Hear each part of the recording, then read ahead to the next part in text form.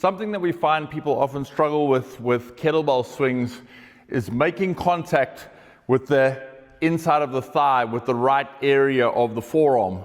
So what we want is for this area of your wrist just behind your hand to make contact with the inside of your thigh, so that when we aggressively push the ground away and extend the hips, that drives the kettlebell forward, which means we're not using the arms to move the kettlebell at all. We're using the hips to thrust the kettlebell forward.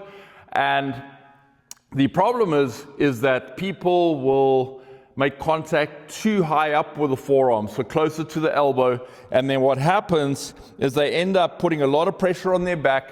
They start making it look a little bit like a squat, and they're almost reaching too far back behind them anyway.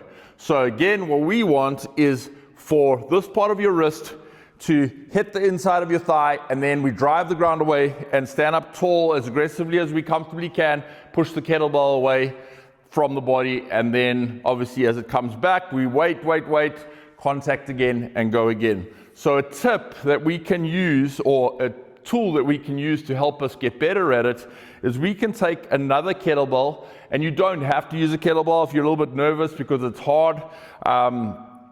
We could use a wall ball or a medicine ball, but what we can do is put the implement between your feet like this, and again, depending on how tall you are, you could flip it over too. But what we're going to do here is this. We're going to take your kettlebell, and we're just going to start at the top just to get used to the idea.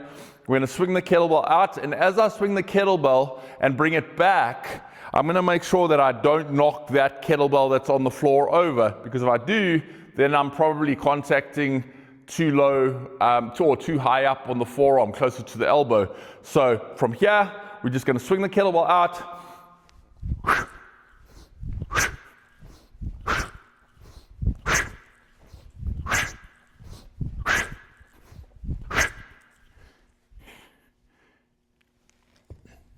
And that'll help you get better at your form with the kettlebell swing.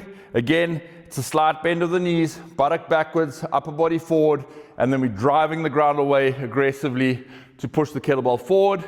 So this part of your wrist makes contact with the inside of your thigh. Make sure that it does make contact and that we're not making contact with the part of the forearm too close to the elbow.